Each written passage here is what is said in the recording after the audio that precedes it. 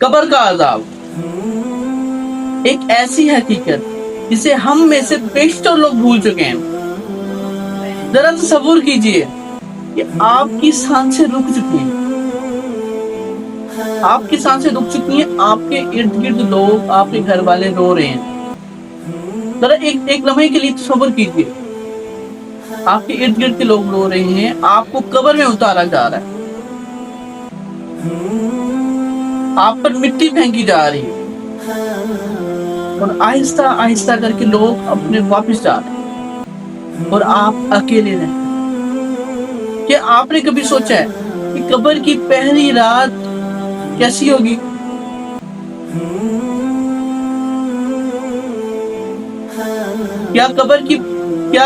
کیا ہماری قبر جنت کا باغ ہوگی یا جہنم کا کوئی گڑھا؟ قرآن و حدیث کی روشنی میں ہم جانیں گے قبر کے عذاب قبر کی حقیقت۔ اللہ پاک قرآن مجید میں ارشاد فرماتا ہے، سورہ غافر کی آیت ہے، فرعون کی قوم کے حوالے سے اللہ پاک نے قرآن مجید میں ارشاد فرمایا، اور انہیں صبح شام آگ کے سامنے پیش کیا جاتا ہے، اور جس دن قیامت قائم ہوگی اس دن ان سے کہا جائے گا فرعون والوں کو سخت ترین عذاب میں داخل کرو۔ اللہ، ابھی تو قیامت قائم ہی نہیں ہوئی، تو یہ کون سا عذاب ہے جو صبح شام فرعون کی قوم کو دیا جا رہا ہے؟ بعض علماء امت، بعض فقراء مفسرین کہتے ہیں کہ یہ عذاب قبر ہے، یہ برزخ کی جو آگے معاملہ، مرنے کے بعد جو برزخ، عالم برزخ سٹارٹ ہو جاتا ہے۔ اللہ پاک قرآن میں ایک اور جگہ ارشاد فرماتا ہے، سورہ توبہ کی آیت ہے، اور انہیں 2 دفعہ عذاب دیا جائے گا، اور پھر یہ بڑے عذاب کی طرف لوٹائے جائیں گے۔ اللہ، بعض مفسرین اس کی تشریح کرتے ہیں کہ پہلا عذاب دنیا کا ہوگا، دوسرا عذاب عذاب قبر ہوگا، تیسرا جب قیامت قائم۔ یعنی کہ یہ ہمیں 2 آیتیں دلیل دیتی ہیں کہ عذاب قبر واقعی میں حقیقت، یہ بھی کہانیاں نہیں ہیں۔ بعض لوگ کہتے ہیں یہ کہانیاں ہیں۔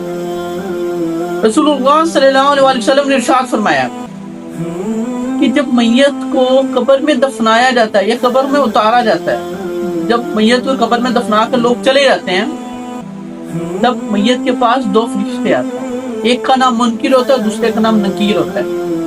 اسے 3 سوال پوچھتے ہیں۔ پہلا سوال، تمہارا رب کون ہے؟ دوسرا سوال، تمہارا دین کیا ہے؟ تیسرا سوال، تمہارا نبی کون ہے؟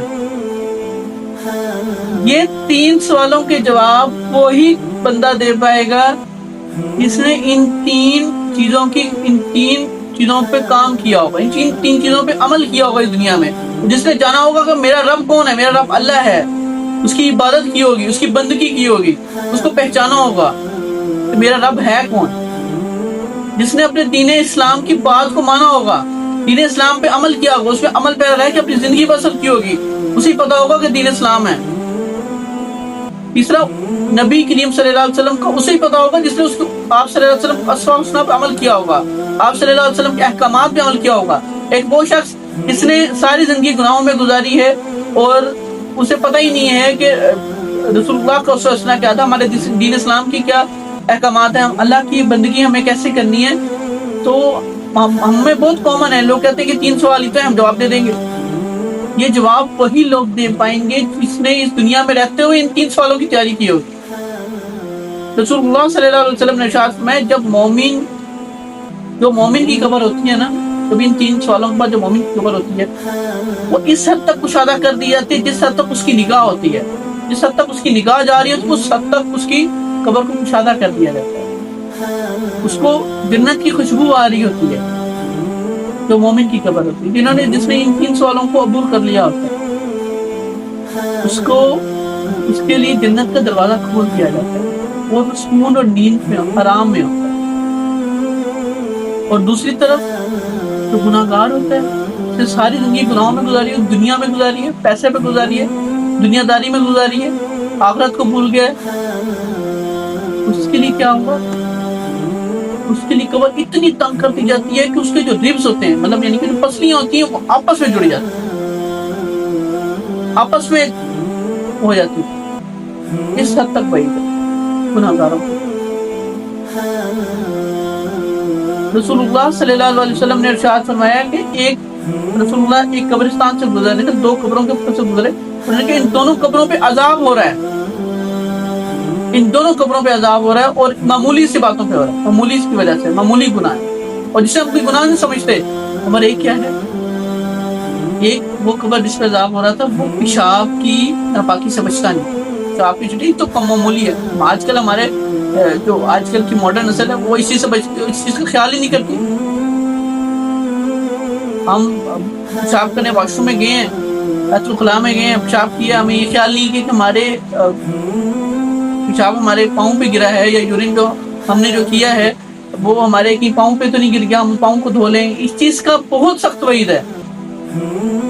اور دوسرا وہ شخص جو غیبت کھاتا ہے، چغلی کرتا ہے، چغل خور ہے۔ ابھی معمولی ہم 4 بندے بیٹھے ہو نا، 4 بندوں کی گیدرنگ ہو یا 4 عورتوں کی گیدرنگ ہو تو دوسروں کی باتیں ٹٹولنے، دوسروں کی غیبت کرنے کے علاوہ ہماروں کی کام نہیں ہوتا۔ سوچیں ذرا اس معاملے کے بارے میں۔ معمولی سے گناہ ہمارے معاشرے کی بہت بڑی بیماری ہے، یہ بہت بڑی بیماری ہے جس کو ہم کچھ سمجھتے نہیں کوئی بڑا گناہ۔ قبر کے عذاب کی سختیوں والے گناہ کون کون سے ہیں آپ کو پتا ہے؟ میں آپ کو اس ویڈیو میں بتاتا ہوں کون کون سے گناہ ہیں جو قبر کی سختیوں والے ہیں۔ نمبر 1 نماز چھوڑنا۔ ایک تو وہ چیز ہے جو نماز کا ادا ہی نہیں کرتا نا، ٹھیک ہے، اور ایک بندہ جو غافل ہے، ایک پڑھتا ہے دوسری نہیں پڑھتا، دوسری پڑھتا ہے تیسری نہیں پڑھتا، دن میں 2 پڑھا 3 پڑھا، کوئی پرواہ نہیں سے نماز کی، نماز تو پڑھ رہے ہیں، پرواہ نہیں نا کون سی پڑھ رہے ہیں۔ 5 وقت نماز فرض کی گئی ہے، 1 پڑھیں 2 پڑھیں، اگر پڑھ رہے ہیں تو اس ترجمہ نہیں پتا، ہم نماز میں ادا کریں تو اللہ کے لیے کیا آگے بیان کر رہے ہیں کچھ پتا نہیں۔ یہ ساری بھی اس نمبر میں آتی ہے۔ ہم نے ساری دن کی نماز پڑھی لیکن ہم یہ نہ جان سکے ہم اللہ سے کیا بات کر رہے ہیں، بیان کیا کر رہے ہیں، نماز پہ بات چیت کر کیا رہے ہیں۔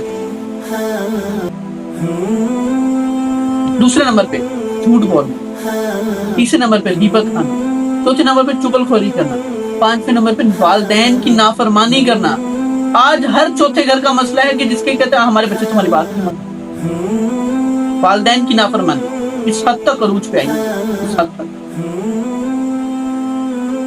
6 نمبر پہ حلال حرام کھانا، یہ بھی اس کے زمرے میں آتا ہے۔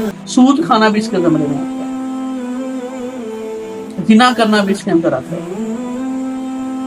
اور ہمیں قبر کے عذاب سے بچنے کے لیے کیا کیا کرنا چاہیے؟ نمبر 1 5 وقت کی نماز کا پابندی کرنی چاہیے۔ جو مرضی دنیا ادھر سے ہو جائے، میری 5 وقت کی نماز نہیں رہنی چاہیے۔ افضل کوشش کرنی چاہیے کہ میں باجماعت ادا کروں۔ نمبر 2 قبر کے عذاب کی دعائیں مانگنی چاہیے، اللہ پاک سے کثرت سے دعا مانگنی چاہیے۔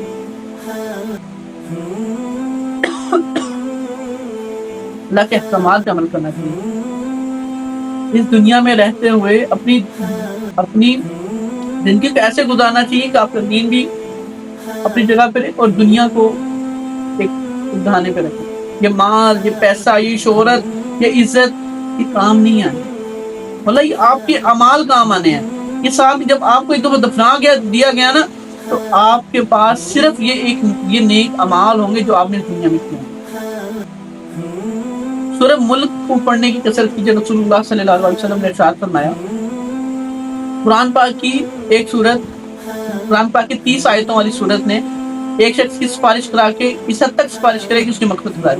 وہ سورت کون سی ہے جس نے سفارش کی تھی؟ وہ تھی سورہ ملک۔ سورہ ملک جو بندہ کثرت سے پڑھتا ہے، سورہ ملک اس کی سفارش کرتے اللہ تھا کہ اس نے مجھے پڑھا اس کی بخش۔ سورہ ملک کی ہم نے کیا کرنی ہے؟ پابندی کرنی ہے۔ سورہ ملک کو پڑھنا، قرآن پاک پڑھنا، 5 وقت کی نماز ادا کرنی ہے، جھوٹ نہیں بولنا، حلال کھانا ہے، سود سے بچنا ہے، جھوٹ سے بچنا ہے۔ یہ چھوٹے چھوٹے گناہ ہیں، کچھ بڑے گناہ ہیں، ان سے ہمیں بچنا ہے۔ دنیا میں رہتے ہوئے ان گناہوں سے بچنا ہے۔ ہمیں نہیں پتا کہ ہماری یہ رات آخری رات ہے، ہمیں نہیں پتا یہ ہمیں اگلی نماز پڑھنی ہے کہ یہ میری آخری نماز ہے۔ ہمیں کچھ نہیں پتا. اب بھائیو ابھی وقت ہے, جو جس گناہوں میں آپ ملوث ہیں, جو گناہوں میں آپ ابھی اس ٹائم پڑے ہوئے ہیں, پورا اللہ پاک سے توبہ کریں, اللہ سے رجوع کریں, اللہ پاک سے سچی توبہ کریں, نمازوں کی طرف آئیں, ٹھیک ہے, پابندی کے ساتھ اپنی نماز ادا کریں. سیکنڈ نمبر پہ اپنا اذکار کریں. تیسرے نمبر پہ قرآن پاک کی کثرت تلاوت کریں, سورہ ملک پڑھیں. ٹھیک ہے, بہت ساری چیزیں ہیں کہ ابھی ہمیں جس وقت کا, جس فتنے کا دور جس ٹائم چل رہا ہے نا, اس وقت میں ہماری چھوٹی سی بھی اللہ پاک نیکی کی وجہ سے ہمیں جنت میں داخل کر دے تو ہمیں وہ چیز بھی نہیں گنوانی چاہیے. ہمیں کوشش کرنی کہ چھوٹی سے چھوٹی بات پہ عمل کریں, کیا پتہ یہ میری بخشش کا ذریعہ بن جائے. کسی کو نہیں خبر پل کی خبر, ابھی سانس اٹھ جائے تو کچھ بھی نہیں ہونا, یہیں پر دھڑے کا دھڑا سارا کچھ رہے. یعنی انسان کے اعمال ہیں, آپ کے نیک اعمال آپ کو خبر میں جائیں گے, جو کہ آپ کی ڈھال بنیں گے, آپ کی حفاظت کریں گے, آپ کے لیے لڑیں گے, آپ کے لیے مغفرت کروائیں گے, قرآن پاک کرے گا, یہ نماز آپ کی کام آئے گی. یہ دولت, یہ بچے, یہ پیسہ جس کے اوپر آپ اترتے ہیں کہ میرے پاس پیسہ ہے, دولت, یہ کام نہیں آئے گی. اللہ پاک سے کثرت سے دعائیں مانگیں. نماز میں ایک دعا کثرت سے مانگا, ربنا آتنا فی الدنیا حسنۃ وفی الآخرۃ حسنۃ وقنا عذاب القبر وقنا عذاب الحشر. یا اللہ پاک میری دنیا میں بہتر فرما, میری آخرت میں بہتر فرما, اور میری جہنم کی آگ سے دور رکھ, میری قبر کے عذاب سے دور رکھ. یہ دعا اللہ پاک سے کثرت سے مانگو. استغفر اللہ کی کثرت سے تسبیح بڑھا دیں. اللہ پاک مجھے آپ کو اس جو باتیں میں نے کہیں اس پر عمل کرنے کی توفیق دے, عذاب قبر سے بچنے کی توفیق اللہ پاک ہمیں عذاب قبر سے بچائے. وآخر دعوانا ان الحمدللہ.